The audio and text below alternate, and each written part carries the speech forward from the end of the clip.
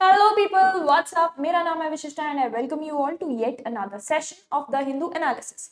आज हम डिस्कस करने वाले हैं कि पिछले 3 दिनों में यानी कि 28, 29 और 30 ऑफ जैन को क्या क्या हुआ। So without any further delay शुरू करते हैं। सबसे पहले हम बात करते हैं 28 जैन की। तो सबसे पहली न्यूज जो again a follow up news of पहले से जो हम डिस्कस कर रहे थे, इंडिया चाइना रिलेशंस के बारे में। तो यहाँ पे इंडिया और चाइना ने डिसाइड किया है कि वो वापस से शुरू यानी कि रिज्यूम करने वाले हैं डायरेक्ट फ्लाइट्स एक दूसरे को, खास तौर पे बिजनेस वीजा इशू करना वापस स्टार्ट करने वाले हैं। और इसके अलावा और भी बहुत सारे डिस्कशंस हुए थे, तो एक एक करके हम फटाफट से देखते हैं। ऑलमोस्ट 3 महीने after negotiating an end to the military standoff जो LAC में हुआ था, which is line of actual control, India और चाइना ने फाइनली डिसाइड किया है कि डायरेक्ट फ्लाइट्स, अभी तक अगेन हमने लास्ट सेशन में डिस्कस किया था कि इंडिया और चाइना के बीच में जो फ्लाइट्स चलती थी वो डायरेक्ट फ्लाइट्स बंद कर दी थी काफी टाइम से, 2020 में खासतौर पे जो कन्फ्लिक्ट हुआ था उसके बाद से। और इनडायरेक्ट फ्लाइट्स चलती थी, मतलब आप चाइना जा सकते थे लेकिन आपको लॉन्गर रूट या इनडायरेक्ट रूट लेना पड़ता। ठीक है, तो डायरेक्ट फ्लाइट्स रिज्यूम करने की सबसे पहले बात हुई है। दूसरी बात जो हुई है वो है वीजा इशू करने की, खासतौर पे बिजनेस वीजा, क्योंकि इंडिया और चाइना के बीच में ट्रेड रिलेशंस काफी ज्यादा गहरे हैं। तीसरा, पीपल टू पीपल एक्सचेंजेस, चाहे हम स्टूडेंट एक्सचेंज की बात करें या जैसे इंडिया में कोई कंपनी है जो चाइना में भी काम करती है, तो लोग कई बार एम्प्लॉयज को दूसरे कंट्रीज में भेजा जाता है फॉर कंडक्टिंग प्रोजेक्ट और समथिंग। इसको पीपल टू पीपल एक्सचेंज हम बोलते हैं। ये भी रिज्यूम करने वाले हैं। और लास्ट में the most important, Mansarovar, Kailash Mansarovar यात्रा, क्योंकि तिब्बत से होकर वो जाती है और basically that comes under China का, ऑल दो disputed but yes jurisdiction India के में तो एटलीस्ट नहीं आता। तो अगर चाइना के साथ हमारे रिलेशंस खराब होते हैं तो मानसरोवर पिलग्रिम यात्रा स्थगित कर दी जाती है, यानी बंद कर दी जाती है, वो रिज्यूम होने वाली है। यहाँ पर एक और नेगोशिएशन या डायलॉग पे भी उन्होंने अग्री किया है कि ट्रांस बॉर्डर रिवर्स, मतलब कुछ ऐसी नदियां हैं या रिवर्स हैं जो चाइना और इंडिया शेयर करता है, जिसका बहुत ही बड़ा एग्जांपल है ब्रह्मपुत्र रिवर। सो ब्रह्मपुत्र रिवर, उसको चाइना में सांगपो बोलते हैं और फिर वो चाइना के थ्रू होते हुए इंडिया में आती है। तो ये ट्रांस बॉर्डर रिवर्स कहलाती हैं and sharing of hydrological data that China has withheld for years.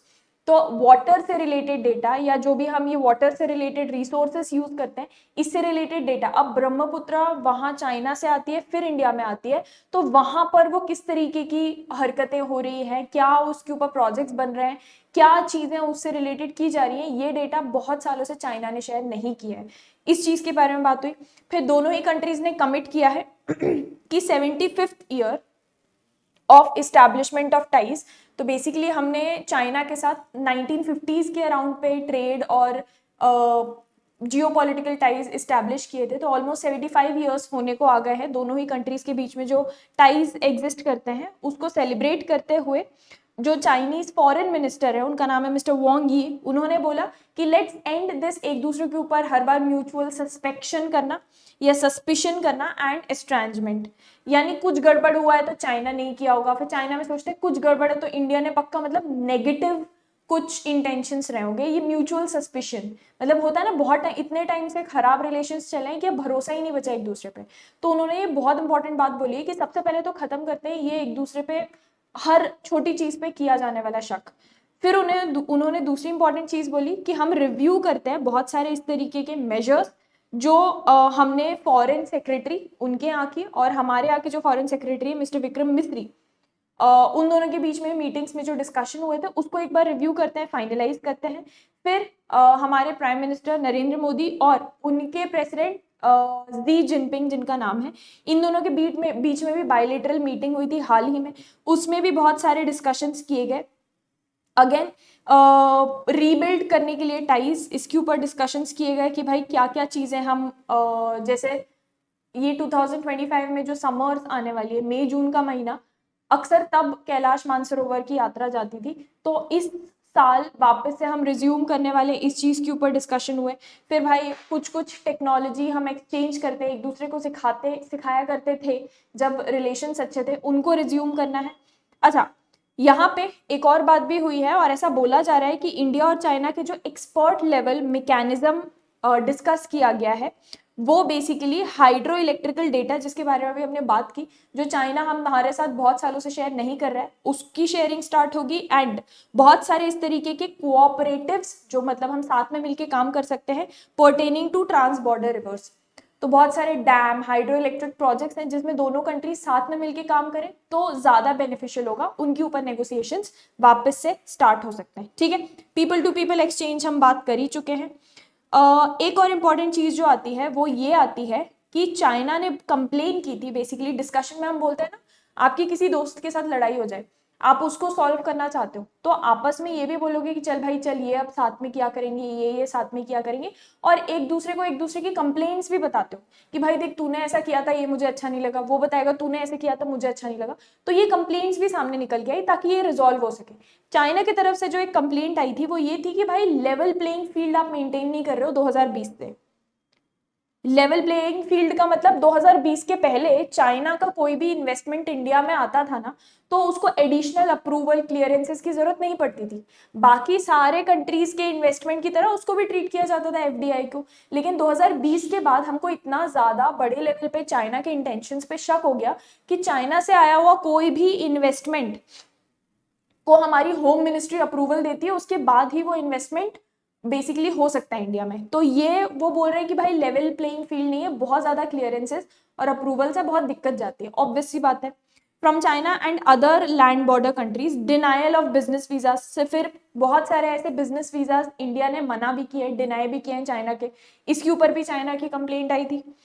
As well as raids on India में जो चाइनीज टेलीकॉम कंपनीज हैं उनमें बहुत बार रेड्स वगैरह पड़ती रहती है जांच पड़ताल के लिए, क्योंकि हमको लगता है कि भाई जासूस बिठा रखे हैं, किसी भी कंट्री को लगेगा, ऑब्वियस सी बात है जिस तरीके से हमारे रिलेशंस रहे, ये सब चाइना ने कंप्लेन किया।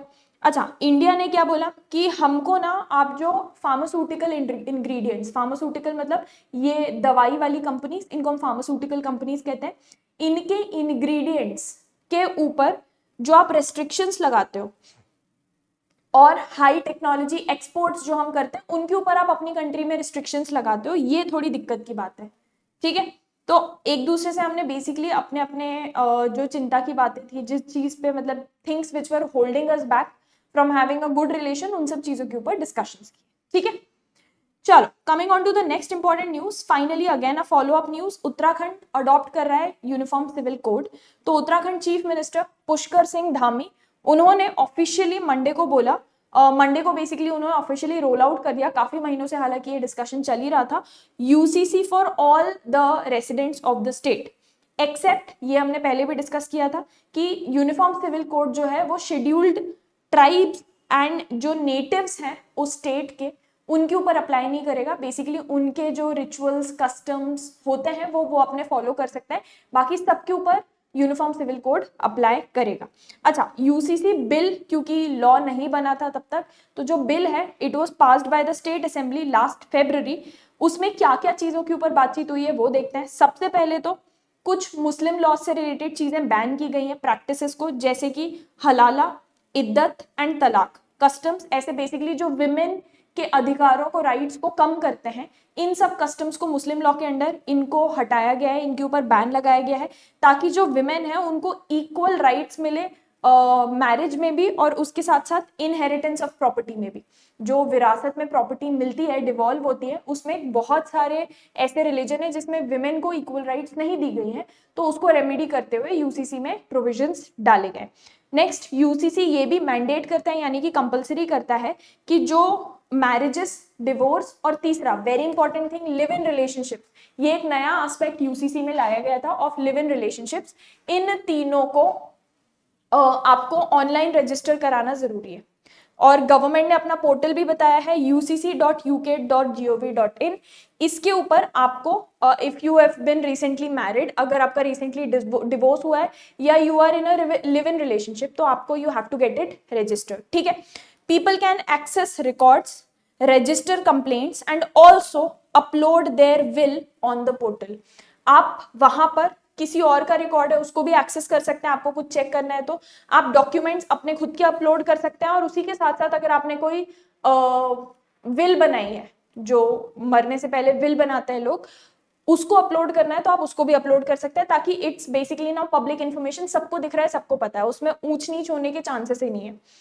ऐसा उन्होंने बताया है कि इस तरीके से यूसीसी में प्रोविजंस है। उन्होंने बोला है अंडर द एबल लीडरशिप, ये स्पीच में वाइल एड्रेसिंग द असेंबली उन्होंने बोला अंडर द एबल रिलेशनशिप या leadership of prime minister Narendra Modi and home minister Amit Shah, हमारी गवर्नमेंट ने फाइनली आज यूसीसी को इम्प्लीमेंट कर दिया है उत्तराखंड में। आज बहुत ही स्पेशल डे है हमारे लिए और हमारे लोगों के लिए, क्योंकि हमने काफी सालों पहले ये प्रॉमिस किया था कि हम यूसीसी को यहाँ लेकर आएंगे, और finally that day has come. According to him this is the beginning of a new era of equality and harmony. उन्होंने बोला है कि वहाँ उत्तराखंड के लोगों को बोला जाता है they are god like people, apparently ऐसे बोला जाता है, they are very close to god, देव मानुष कहलाते हैं वहाँ के लोग। तो हमने अपने गॉड लाइक पीपल को वी हैड प्रॉमिस्ड कि we will bring the UCC and we have finally implemented it. According to the communique जो स्टेट गवर्नमेंट ने इशू किया था, ऑनलाइन पोर्टल जो यूसीसी का क्रिएट किया गया है उसमें आप रजिस्टर कर सकते हैं सिंपल आधार बेस्ड वेरिफिकेशन के साथ। फिर एक बाकायदा वहाँ पे ट्रांसलेशन सर्विस है कि मान लो किसी को इंग्लिश नहीं आती, हिंदी आती है, या इंग्लिश हिंदी दोनों नहीं आती, कोई तीसरी लैंग्वेज आती है, तो एआई बेस्ड ट्रांसलेशन वहाँ पे अवेलेबल है, और वो 22 लैंग्वेजेस में, मतलब हमारी सारी ऑफिशियल लैंग्वेजेस में आपको पेज को ट्रांसलेट करके दे सकता है, ताकि it's very easily accessible to every single person. Okay,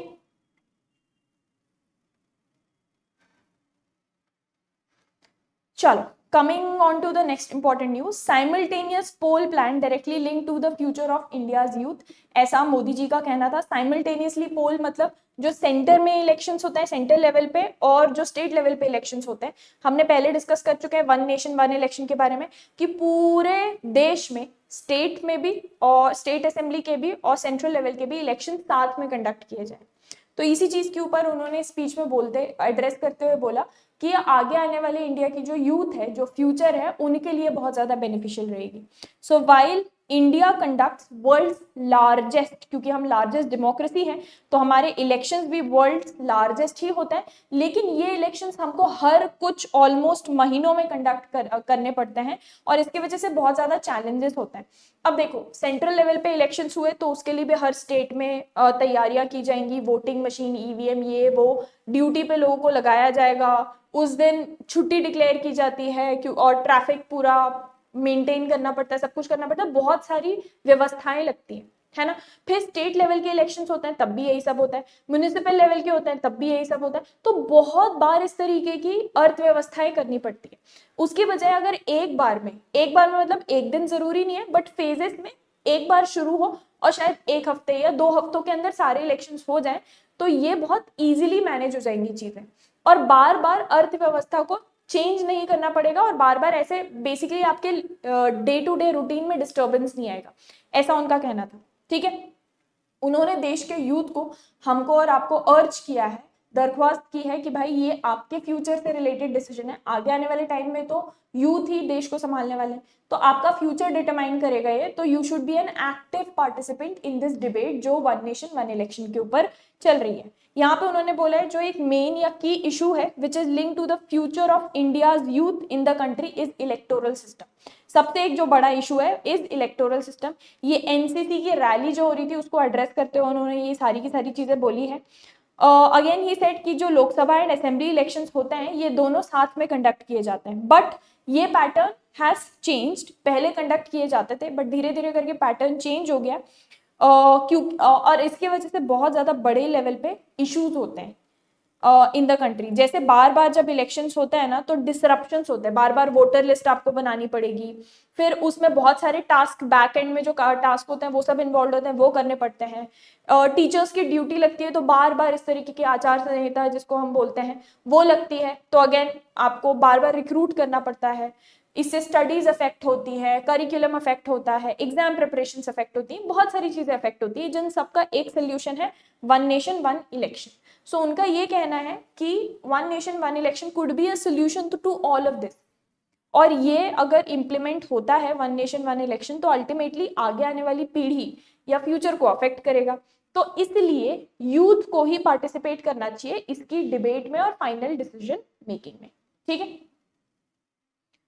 अच्छा, लास्ट में उन्होंने बोला है कि पिछले 10 सालों में we have work towards removing many obstacles जो यूथ फेस करते हैं, this has enhance the potential of India's youth. तो और भी चीजें उन्होंने एड्रेस करते हुए बोला, बट मेन जो चीज जिसके बारे में बात यहाँ पे की गई थी was one nation one election. Coming on to the next important news, companies from more than 15 countries are going to participate. Bengaluru में जो एरो इंडिया का शो हो रहा है, जिसमें again France is going to lead, highest number of exhibitors France से आए हैं विच इज 35। तो फ्रांस ने पिछले बार भी लीडिंग पोजीशन पे था, इस बार भी लीडिंग पोजीशन पे है। सबसे ज्यादा number of exhibitors arrow India fest में फ्रांस से ही आए, with just couple of weeks, जो 2025 में एडिशन होने वाला है ये ऑफ एयर शो होता है by the way, air India sorry arrow India. Her country अपना अपना एरियल कैपेबिलिटीज जो भी होती है, जो उनके बेसिकली डिफेंस से रिलेटेड हो सकते हैं, किसी भी चीज से रिलेटेड, एरियल हवा में उड़ने वाली चीजें, उनसे रिलेटेड जो नई टेक्नोलॉजीज होती है उनको आके एक तरीके से एग्जीबिशन में दिखाते हैं कि देखो भाई हमने ये डेवलप किया। तो ये चीज होने वाली है, कहाँ पे हो रही है, अगेन बेंगलुरु में हुई है, लास्ट टाइम भी यहाँ पर ही हुई थी at air force station in Bengaluru, जिसमें 15 कंट्रीज से भी ज्यादा कंट्रीज से कंपनीज ने अपने आप को रजिस्टर करवाया है। इनमें से सबसे highest number of companies which is 35 France से आने वाली है। और इसमें कौन कौन सी कंपनीज है जो मेजर, जिससे हम भी बहुत बड़े लेवल पे इंपोर्ट करते हैं, Dassault Aviation, Safran and Thales are the leading ones. France has been the top exhibitor in the previous few editions as well. Second number पे जो highest exhibitor with 27 companies is USA। ठीक है, उसके बाद third number पे आता है Germany, followed by Italy, Russia, UK and Israel. तो आपको first second max to max third याद रखना होगा कि सबसे हाईएस्ट नंबर ऑफ एग्जिबिटर्स आते हैं फ्रांस से विद 35, सेकंड नंबर पे आते हैं यूएस से विद 27 और थर्ड नंबर पे आते हैं जर्मनी से विद 22 कंपनीज। ठीक है,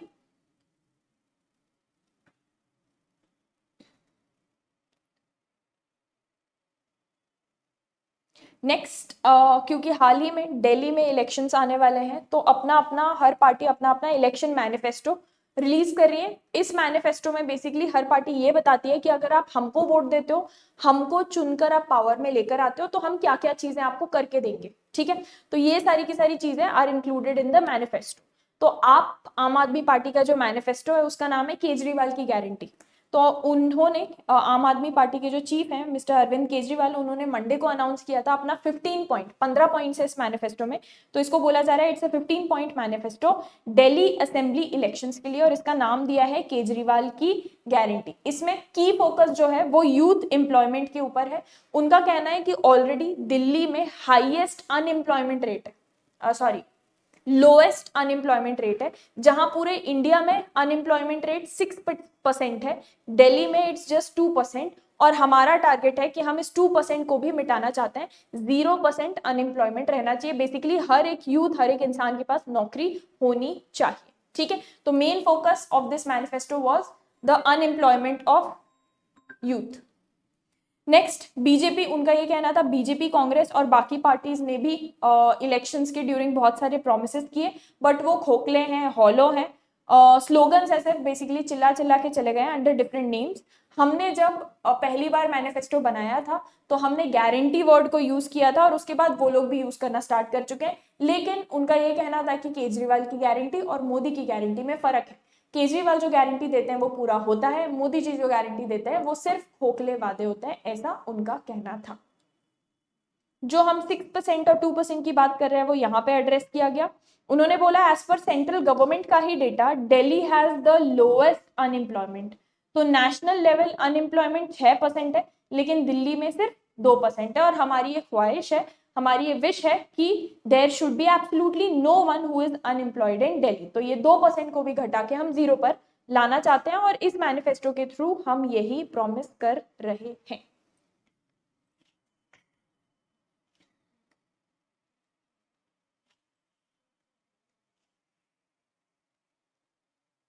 अच्छा, very very important news, central team WHO से भी आ चुकी है और सेंटर ने भी एक टीम भेजी है पुणे में, because a man has died of suspected Guillain Barre syndrome, GBS syndrome, जो अभी न्यूज में आपको बहुत सारी जगहों पे सुनाई दे रहा होगा। सो union health and family welfare ministry, उन्होंने एक high level multi disciplinary team central level की जो है उसको पुणे में भेजा है आफ्टर एक आदमी जो कि सीए थे, ऐसा सस्पेक्ट किया जा रहा है, कंफर्मेशन नहीं आया है, सस्पेक्ट किया जा रहा है कि he might have died of GBS नाम की एक बीमारी है।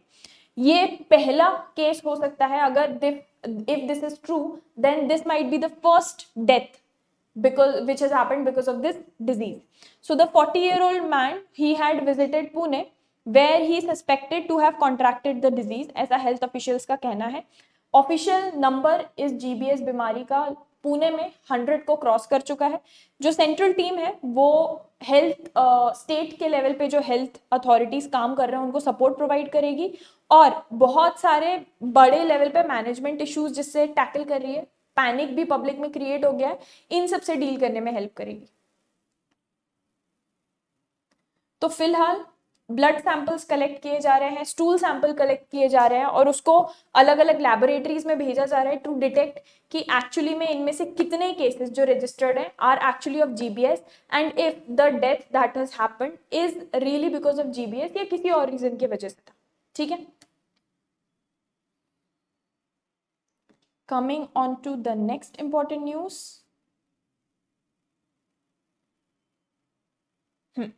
बिजनेस की बात करें तो सेबी की जो चीफ है या सेबी की जो प्रेसिडेंट है, हाँ, सेबी की जो चेयरपर्सन है rather Madhavi Puri Buch, her term is coming to an end February 28 को, और तो उनके सक्सेसर की बहुत ही जोरों शोरों से ढुड़ाई चल रही है कि बेसिकली सेबी के नए सक्सेसर या नई चेयरपर्सन कौन बनने वाले हैं। एंड अगर हम चेयरपर्सन की बात करें तो जो department of economic affairs finance ministry के अंडर आते हैं वो अपॉइंट करते हैं सेबी के चेयरपर्सन को और इनका टर्म 5 साल का होता है, या तो 5 साल या फिर कोई जो कैंडिडेट जिसको चूज किया गया है वो 65 ईयर्स ऑफ एज पहुंच जाए, दोनों में से जो पहले होता है उस हिसाब से they retire. Date last date to file application, जो अगर if you want to be SEBI का चेयरपर्सन तो last date to file the application is 17th of February, so people can actually apply if they qualify. जो chairman होते हैं उनके बारे में कुछ और चीजें भी बताई गई हैं कि they should be a person who does not and will not have any financial और other interest that are likely to affect prejudicially his functions. मतलब ऐसा कुछ नहीं होना चाहिए कि आप ऑलरेडी बिजनेस अपना धंधा कुछ कर रहे हैं, कंपनी है आपकी और आप सेबी की चेयरपर्सन बनना चाह रहे हैं, ऐसा कुछ नहीं होना चाहिए। एज पर जो एडवर्टीजमेंट मंडे को इशू किया है, candidate should have high integrity, eminence, reputation और प्रेफरेबली 50 ईयर से अबव होना चाहिए क्योंकि that shows your experience with more than 25 years of professional experience. Candidate is also required to have shown capacity in dealing with problems relating to securities market, has special knowledge or experience of law, finance, economics and accountancy. ये सब eligibility criteria हैं। अगर आप ये सब criteria में fit बैठते हैं तो even you can apply and maybe you could be chosen as the next chairperson of Securities Exchange Board of India.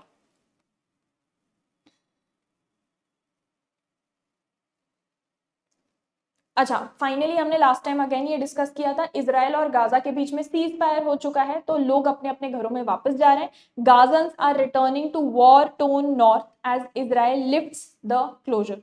तो tens of thousands of Palestinians, मतलब वहां पे जो लोग रहते हैं देवर एसेंशियली पैलेस्टीनियंस ओनली, वो फाइनली अपने सबसे ज्यादा जहां हैवी शेलिंग एंड फायरिंग हुई थी, most destroyed part of Gaza strip जहां पे वो रहा करते थे वहां पे वापस आए हैं क्योंकि इजराइल ने वहां से क्लोजर जो बंद कर रखा था उसको हटाया है।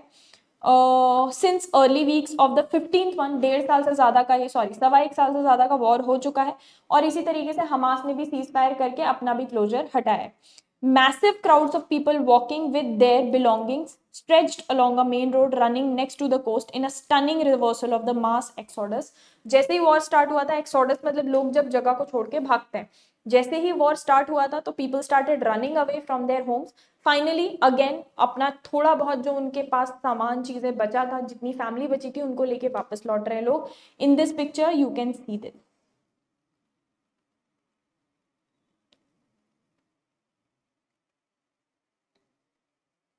अच्छा, नेक्स्ट यहाँ पे एक लांछन लगाया गया था पाकिस्तान के ऊपर जहां पर बेसिकली ये हुआ था कि फॉरेन ऑफिस ने स्टेटमेंट इशू करते ये बोला था कि बहुत सारे सोशल मीडिया पे कमेंट्स आ रहे हैं और मीडिया में भी ऐसी रिपोर्ट्स आ रही हैं कि जब recently interior minister of Pakistan, उनका नाम है मोहसिन नकवी, उन्होंने यूएस में यूएस रिसेंटली उन्होंने विजिट किया था, तो वहां पे एक इवेंट होस्ट किया गया था एक लॉबिंग ग्रुप के द्वारा, जहां पे कैंपेन्स चल रही थी against the Chinese communist party. तो यूएस में अपेरेंटली उनके विजिट के during, again I am saying apparently क्योंकि मीडिया हाउसेस का ऐसा कहना है, 100% ये हुआ है कि नहीं that we don't know, but US में बेसिकली लॉबिंग ग्रुप्स जो हैं वो चाइना की कम्युनिस्ट पार्टी के अगेंस्ट प्रोपोगेंडा और कैंपेन कर रहे थे। ऐसा बोला जा रहा है कि the interior minister of Pakistan, उन्होंने उस मीटिंग को या उस ग्रुपिंग को अटेंड किया, ऐसा सोशल मीडिया और मीडिया पे बोला जा रहा है, प्रेस बोल रही है ऐसा। तो यहाँ पाकिस्तान ने एक ऑफिशियली स्टेटमेंट रिलीज करते हुए बोला है कि देखो ये सिर्फ बेसलेस प्रोपोगेंडा है, हमारा जो चाइना के साथ बहुत ही अच्छा फ्रेंडली रिलेशन है। अपन ने लास्ट वीक ही पढ़ा था, चाइना ने ग्वादर एयरपोर्ट, पाकिस्तान का, it's going to be the largest airport of Pakistan, उसको फंड कर रहा है China and it's a gift from the side of China to Pakistan. तो आप समझ सकते हैं किस लेवल के फ्रेंडली रिलेशंस है। तो पाकिस्तान का कहना है कि इन रिलेशंस को खराब करने के लिए बेसलेस प्रोपेगेंडा चलाया जा रहा है, ऐसा कुछ भी नहीं हुआ है एक्चुअली में।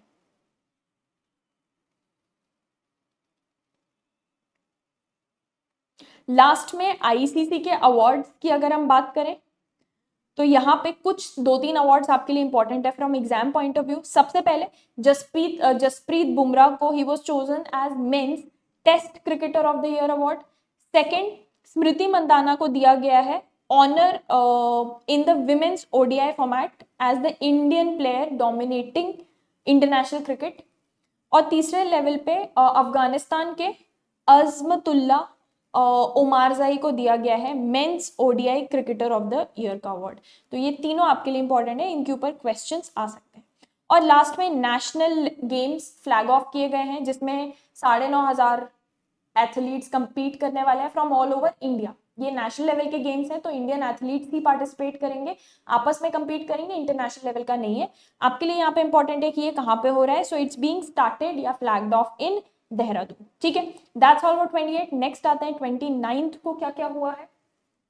सो अगर हम 29 की बात करें, Modi is likely to visit US strategic relations deepen करने के लिए और बेटर करने के लिए। बेसिकली किसी भी कंट्री में जिसके साथ हमारे रिलेशंस एग्जिस्ट करते हैं, वहां पे जब भी नया लीडर आते हैं चूज करके इलेक्ट होके, तो अक्सर इस तरीके की अक्रॉस द स्टेट विजिट्स होती हैं देखने के लिए कि भाई ये जो नया लीडर आया है इसके क्या हाव भाव, क्या विचार हैं इंडिया के तरफ, किस तरीके से ये हमारे रिलेशंस को आगे लेके जाना चाहते हैं भी कि नहीं चाहते हैं। खास तौर पे यूएस के साथ ट्रंप ने आते ही एग्जीक्यूटिव ऑर्डर्स धड़ धड़ करके साइन किए। उनमें से एक एग्जीक्यूटिव ऑर्डर ये भी था कि बर्थ प्लेस सिटीजनशिप अब लोगों को नहीं मिलेगी वहां पे। बेसिकली अगर आप यूएस में आपका बच्चा पैदा होता है तो बाय डिफॉल्ट दैट बेबी या kid becomes a citizen of US. ये चीज उन्होंने हटा दी कि माँ बाप इमिग्रेंट्स भी रहे तभी भी if your kid is born there you will get citizenship. ये चीज हटाते हुए एग्जीक्यूटिव ऑर्डर पास किया है। दूसरी चीज, बहुत सारे इलीगल इमिग्रेंट्स जो यूएस में, जिसमें से बहुत बड़ी तादाद इंडियंस की भी है, उनकी लिस्ट प्रिपेयर करके डिपोर्ट किया जा रहा है। तो ये आते ही बहुत सारे बड़े बड़े डिसीजंस ले लिए गए हैं। तो our prime minister Modi ji is going to visit बहुत ही जल्द in US and have talks discussions कि भाई future, what does the future hold for both the countries. Next, China का एक डीप सीक करके नया एआई आया है, जिसको बोला जा रहा है कि चैट जीपीटी का जो प्ले स्टोर पे खिताब चैट जीपीटी होल्ड करता था of being the highest downloaded या रेटेड ऐप फ्री वाला, उसको शायद अपनी जगह से हटा दिया है चाइना के डीप सीक ने। और चाइना की हमेशा से खासियत या खूबी क्या रही है कि वो कोई भी चीज लेकर आते हैं उसमें क्वालिटी बेटर होती है और प्राइस आधे से भी कम में लेकर आते हैं वो। तो यूएस की मैक्सिमम एआई कंपनीज हिल गई हैं। हालांकि यहाँ पे डोनाल्ड ट्रंप का ये कहना है कि भाई this is the wake up call we needed, क्योंकि मार्केट में अगर अच्छा एक कॉम्पिटिटर नहीं रहता है तो लोग ढीले पड़ जाते हैं एक तरीके से। तो उनका ये कहना था कि भाई this is what we needed. अब जो चाइना ने रिसर्च कर लिया डीप सीक में, हम वहां से उस रिसर्च को लेके we can win at this competition. तो he had a very positive attitude towards it. But बाकी की कंपनीज जैसे कि एनवीडिया वगैरह, इन लोगों की थोड़ी हालत टाइट है, क्योंकि स्टॉक मार्केट में देखने को मिला है, वॉल स्ट्रीट में basically they were reeling because investors फटाफट भाग भाग के डैमेज कंट्रोल करने का ट्राई कर रहे थे। एनवीडिया जैसे एआई चिप मेकर एक कंपनी है, एनवीडिया जिसका नाम है, one of the most famous, उनकी मार्केट वैल्यू डिक्लाइन हो गई बाय $500 बिलियन। ये एक सेशन में होने वाला सबसे बड़ा लॉस है। तो और सिर्फ डीप सीक के आने से ये सब हुआ है, लोग भाग भाग के, इन्वेस्टर्स भाग रहे हैं इधर से उधर, तो उनकी मार्केट वैल्यू इतनी ज्यादा डिक्लाइन हो चुकी है। सो अभी भी डैमेज कंट्रोल ही कर रहे हैं और देख रहे हैं कि भाई कितना ज्यादा, और फुल्ली तो ये लॉन्च भी नहीं हुआ अभी तक DeepSeek, but still we are trying to figure out कि भाई और कितना ज्यादा डैमेज ये कर सकता है।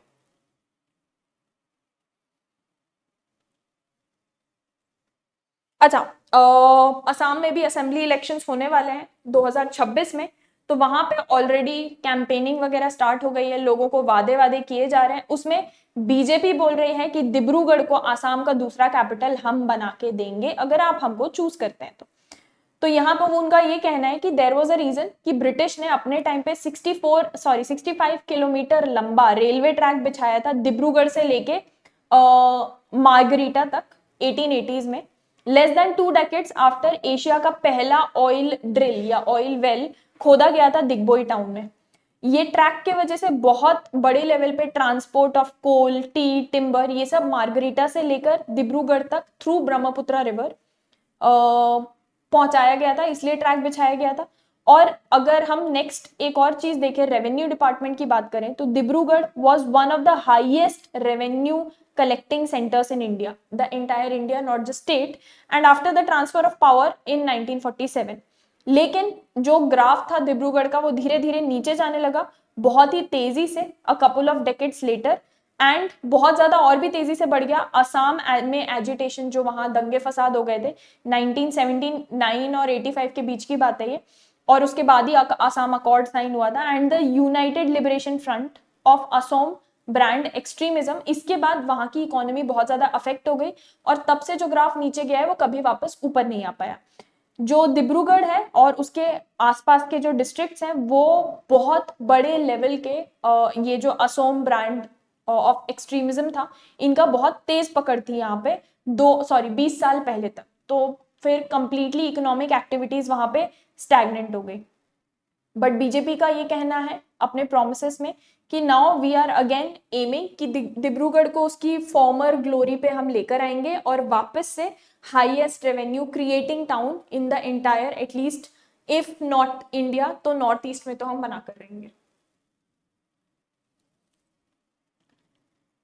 Coming on to the next important news, हाँ, यहाँ पे जो हमारे नए सीजेआई हैं उन्होंने बोला है कि choice of secular inheritance law should apply to all faiths. देखते हैं यहाँ पे इसका मतलब क्या है। Chief justice of India, the new chief justice of India Sanjiv Khanna, उनका ट्यूसडे को उन्होंने ओरली वाइल ऑब्जर्विंग, कुछ चीजें ऑब्जर्व करते हुए बोला, ऐसा कुछ जजमेंट नहीं है। उनका ये कहना था कि freedom to become a non believer, किसी भी रिलीजन में आप बिलीव नहीं करना चाहते हैं, and choose to be governed by secular inheritance laws of the country must apply across faiths. मतलब आप अगर हिंदू धर्म का पालन नहीं करना चाहते, you choose to be a non believer, और आप चाहते हैं कि भाई सेक्युलर, मतलब सेक्युलर लॉज ऑफ इनहेरिटेंस यानी कि जो हर इंसान पे इक्वली अप्लाई करे रिगार्डलेस ऑफ देयर रिलीजन, उसके अंडर आप गवर्न होना चाहते हैं, तो ये हर फेथ, मतलब हिंदू हो, मुस्लिम हो, क्रिश्चियन हो, सिख हो, कोई भी हो, उन सब के ऊपर यूनिफॉर्मली अप्लाई होना चाहिए, इंसान पे डिपेंड करना चाहिए। चीफ जस्टिस ने ये भी ऑब्जर्व किया एक पिटिशन सुनते हुए कि भाई हाँ, if it is to apply to one faith it must apply to all faiths, कि ऐसा नहीं है कि सिर्फ मुस्लिम्स के ऊपर अप्लाई होगा, एक रिलीजन के ऊपर अगर ये वाला लॉ अप्लाई करेगा तो सबके ऊपर अप्लाई करेगा। That was his observation. Again mind you, ये ऑब्जर्वेशन है, this is not a judgment और अ केस, ऐसा जरूरी नहीं है फॉलो किया जाए, but this was just his observation. अच्छा, नेक्स्ट, हाल ही में अगर आपने न्यूज देखी होगी तो अरविंद केजरीवाल और आम आदमी पार्टी ने एलिगेशंस लगाए थे बीजेपी जो गवर्नमेंट है हरियाणा में, उनके ऊपर कि यमुना का पानी हरियाणा से होते हुए दिल्ली में आता है, तो रिलीज करने से पहले दिल्ली में उन्होंने यमुना के पानी में अमोनिया मिला दिया था, जिसके वजह से बहुत सारे लोगों की जानें जा सकती थी। It could have led to mass genocide. ये जैसे ही उन्होंने बोला, बीजेपी ने बोला कि भाई केजरीवाल को बैन कर देना चाहिए फ्रॉम कैंपेनिंग, क्योंकि ये जिस तरीके की बातें कर रहे हैं उस पर बहुत बड़े लेवल पे पब्लिक में मिसट्रस्ट फैल सकता है और it could lead to potentially lead to public unrest. हड़तालें हो जाएंगी, लोगों में लड़ाइयां हो जाएंगी, जिस तरीके की ये बातें कर रहे हैं। तो कैंपेनिंग से इनको बाहर कर देना चाहिए, ऐसा बीजेपी का कहना था। ठीक है,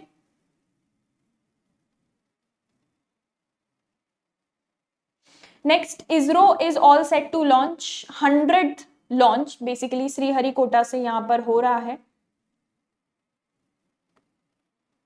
ये लॉन्च क्या था ये इंपॉर्टेंट नहीं है, बेसिक सा एक सैटेलाइट लॉन्च ही है, लेकिन 100th है, ये इंपॉर्टेंट है। ठीक है, लास्ट न्यूज़पेपर पे आ जाते हैं।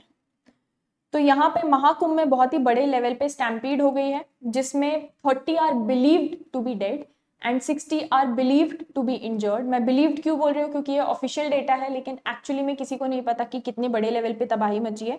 30 people were killed and at least 60 were injured in a stampede at the Mahakumbh Wednesday को।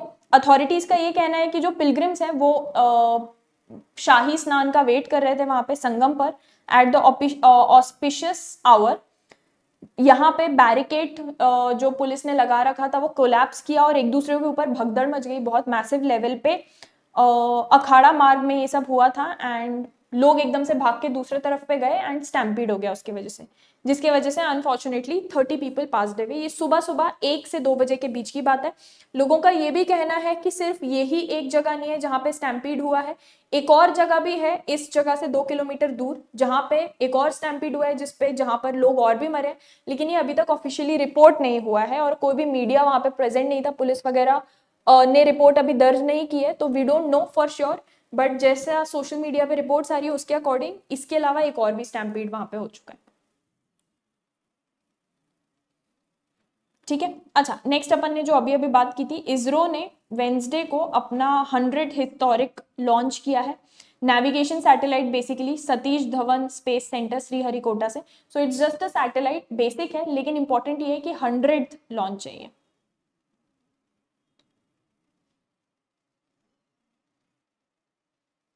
अच्छा, सुप्रीम कोर्ट ने ऑर्डर किया है complete stop to manual scavenging. Again इसके बारे में भी हम डिस्कशन पहले कर चुके हैं। मैनुअल स्कैवेंजिंग बेसिकली जो गटर वटर ये सीवेज होते हैं, इसमें लोगों को उतार के किसी इंसान को नीचे भेज के क्लीनिंग कराई जाती है, इसको मैनुअल स्कैवेंजिंग कहते हैं।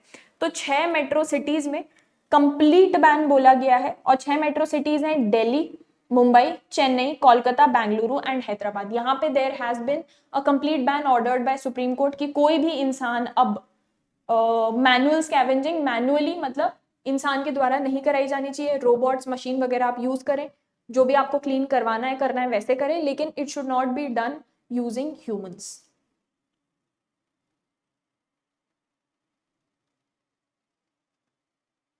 अच्छा, लास्ट में रिपब्लिक डे की जो फेस्टिविटीज शुरू होती है वो खत्म होती है एक सेरेमनी से, जिसको बोलते हैं बीटिंग रिट्रीट। तो रायसेना हिल्स में ये पूरा का पूरा सेरेमनी और सेलिब्रेशन हुआ था with the sun setting over the Raisina Hills. Iconic Vijay Chowk reverberated with the melodies played by the military and paramilitary bands during Beating Retreat ceremony. ये हर साल जब से हमारा रिपब्लिक डे सेलिब्रेट होता है तब से लास्ट सेरेमनी इसकी बीटिंग रिट्रीट होती है। इट्स अ सेंचुरीज ओल्ड, सिर्फ ये हमारी आजादी के टाइम से नहीं, ब्रिटिश एरा से फॉलो होता आ रहा है, तो कई 100 साल पुरानी है military tradition where troops disengage from battle at sunset and return to the camps. तो एक तरीके से क्लोजिंग सेरेमनी होता है। आपसे अगर पूछा जाए एग्जाम में कि रिपब्लिक डे फेस्टिविटीज की लास्ट सेरेमनी जिसके थ्रू फेस्टिविटीज कंक्लूड या क्लोज की जाती हैं, उसका नाम क्या होता है, तो उसका नाम होता है beating Retreat ceremony. So guys that was all, that was important for today. हम बहुत ही जल्द मिलेंगे ऑन दी अपकमिंग ट्यूसडे, जिस दिन हम डिस्कस करेंगे फ्राइडे, सैटरडे, संडे और मंडे को क्या क्या। ठीक है, विद दैट I hope कि this newspaper has been made a little easier for you, a little more approachable for you। इसी तरीके से हम आते रहेंगे और भी informative वीडियो के साथ। Thank you for joining me in today's session. I'll see you guys again very very soon. This is Vishishta signing off.